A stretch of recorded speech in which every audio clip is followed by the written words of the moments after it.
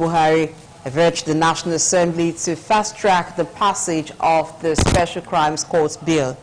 The president made the call yesterday in Abuja while speaking at the National Summit on Diminishing Corruption in the Public Service, organized by the Independent Practices and Other Related Offense Commission in collaboration with the Office of the Secretary to the Government of the Federation. Efosa Owangwe has details.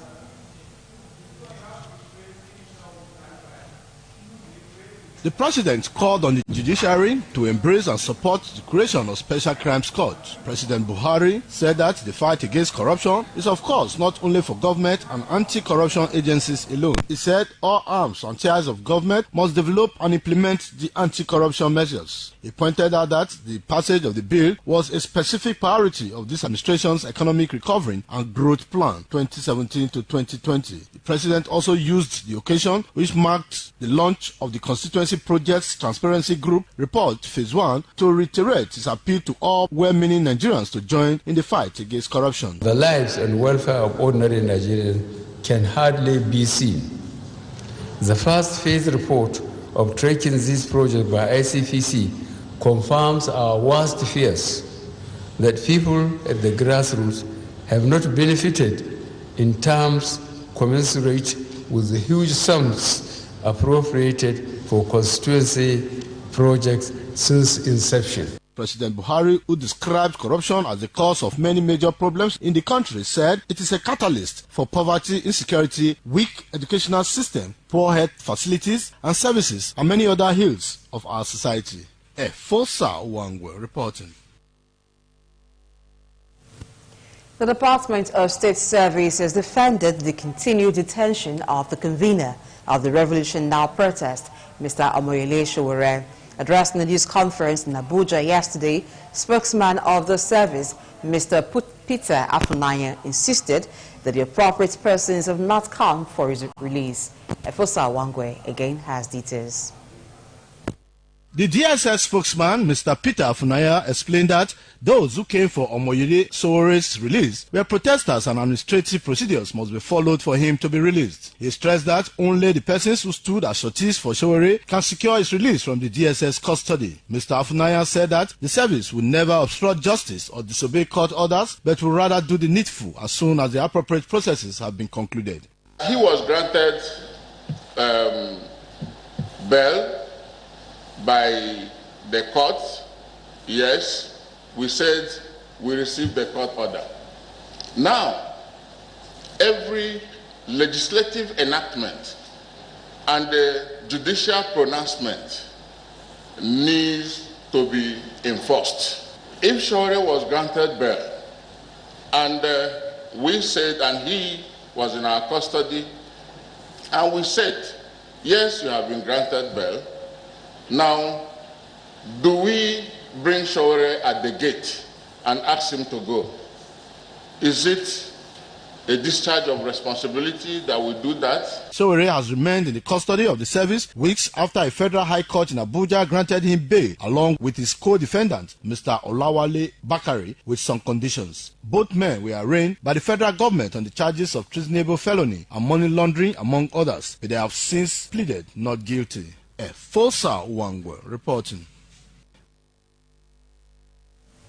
President Muhammadu Buhari yesterday directed state and federal institutions as well as private organizations to have sanitation facilities in public places.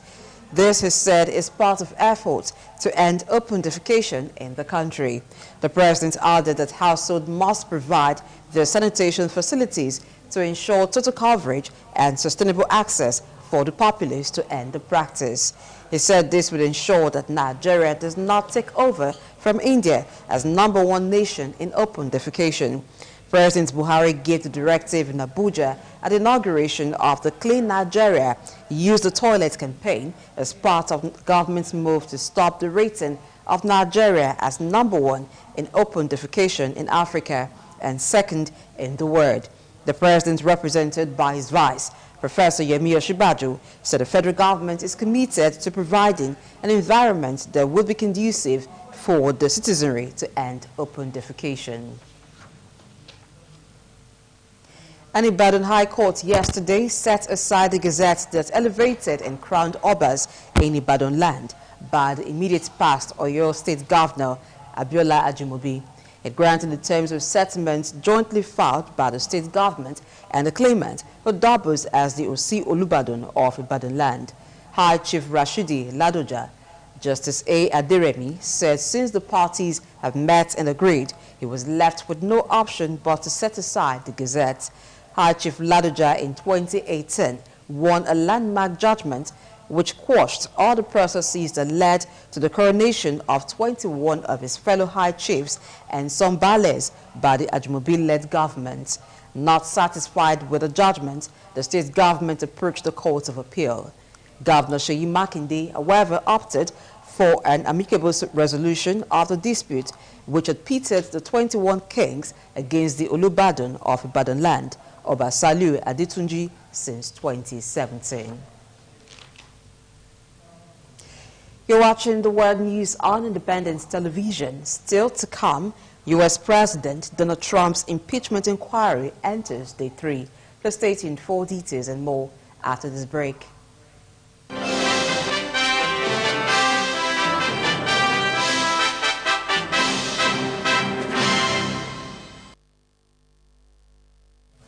And out to the foreign scene, on day 3 of public hearings in the impeachment inquiry, witnesses will include top 8 of U.S. President Donald Trump confirmed listening to the president's call with Ukraine's leader. One was decorated Iraq War veteran who was born in Ukraine and came to the U.S. as a child, Lieutenant Colonel Alexander Vidman. The other was U.S. Vice President Mike Pence's top advisor on Russia, Jennifer Williams. Ikmawosa Ogiagbe has details. The White House attacked its own top Ukraine official as he testified to an impeachment hearing that a phone call made by the president was improper and had left him in shock. Lieutenant Colonel Alexander Vidam told Congress that President Donald Trump made inappropriate political demands of the Ukrainian president. The hearings are investigating whether President Trump abused his presidential power. The impeachment hearings are an effort by Democrats to establish whether President Trump withheld U.S. military aid to Ukraine in order to pressure the country's new leader, Mr. Zelensky, into announcing a corruption inquiry into Joe Biden, President Trump's leading Democratic rival for the U.S. presidency. Ikmawosa Ogiagbe reporting. Leader of the UK Conservative Party, Boris Johnson, and leader of the opposition party, Jeremy Corbyn, have clashed over Brexit in the first election campaign debate. The debate was dominated by questions on Brexit and the National Health Service. Adesuwa Irinokai has details. The first half of the debate was dominated by questions on Brexit. Mr. Johnson wants to win a majority in 12 December's general election so he can get the Brexit deal he struck with the EU into law and take the UK out of the bloc on 31 January and begin talks with Brussels on a permanent trading relationship. Mr. Corbyn says he would tear up Mr. Johnson's agreement and negotiate a new deal with the EU with a customs union and a closer relationship with the single market, which he would then put to a public vote. A row broke out over the Labour leader's claim that U.S. health firms will be given access to the National Health Service in a post-Brexit deal trade.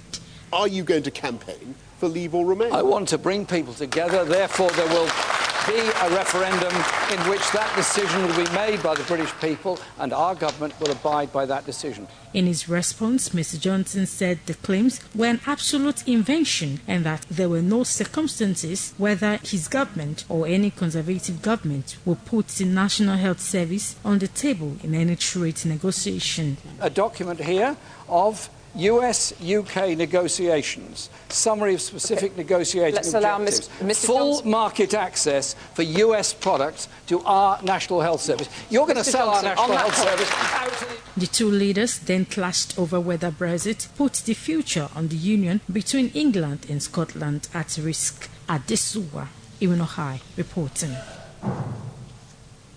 A former employee of the UK's Hong Kong consulate is alleged that he was tortured in China and accused of inciting political unrest in the city. Simon Cheng, a Hong Kong citizen who worked for the UK government for almost 2 years, was detained for 15 days on a trip to mainland China in August. UK government sources say they believe his claims of being beaten and forced to sign confessions are credible. The British Foreign Secretary Dominic Raab has summoned the Chinese ambassador on the issue.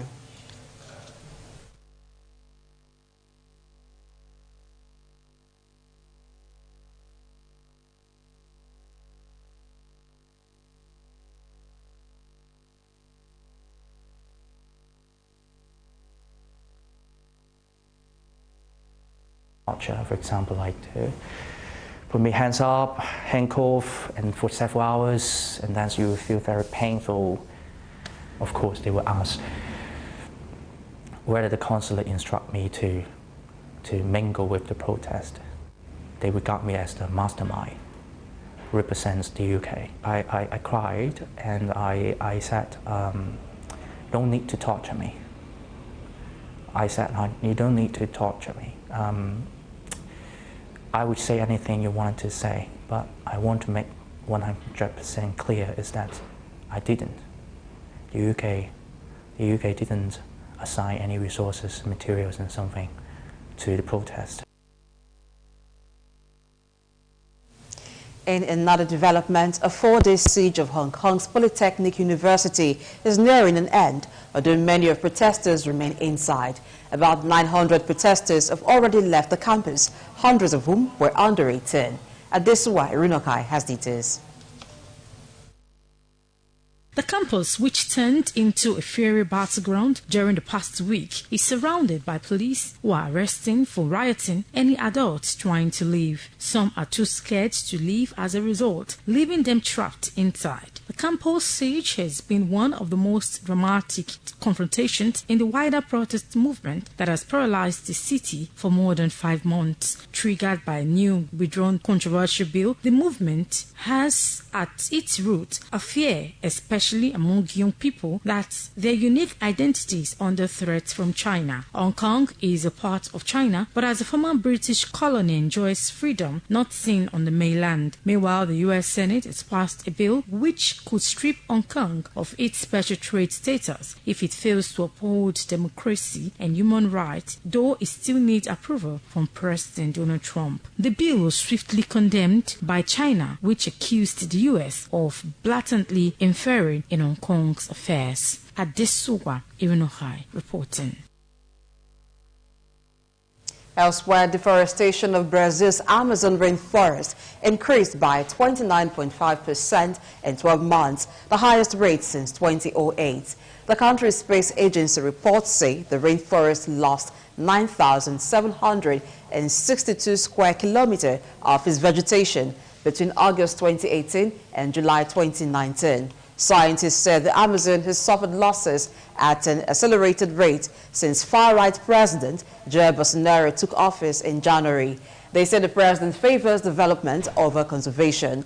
Mr. Bolsonaro, who in July dismissed a similar report as flawed, has not commented on the latest data. As the largest rainforest in the world, the Amazon is a vital carbon store that slows down the pace of global warming.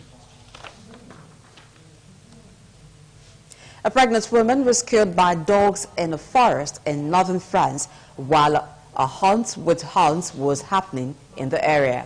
Investigators said the body of the 29-year-old that was working her own dogs was discovered near the town of Villers-Cotterêts.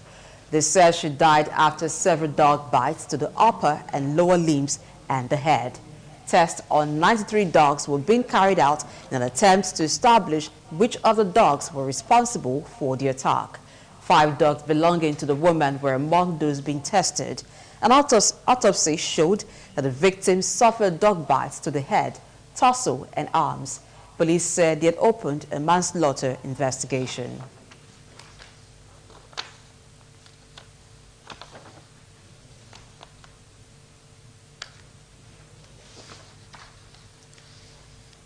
And now to end the world news, a look again at our top stories. On day 3 of public hearings in the impeachment inquiry, the witnesses included top aides who listened in on U.S. President Trump's call with Ukraine's leader. I brought to you the story that the leader of the UK Conservative Party, Boris Johnson and leader of the opposition party, Jeremy Corbyn, have clashed over Brexit in the first election campaign debates. Finally, we told you a former employee of the UK's Hong Kong consulate is alleged that he was tortured in China and accused of inciting political unrest in the city. And that's a wrap on the World News on ITV. Thank you for watching. I'm Blessing A.J. Good afternoon.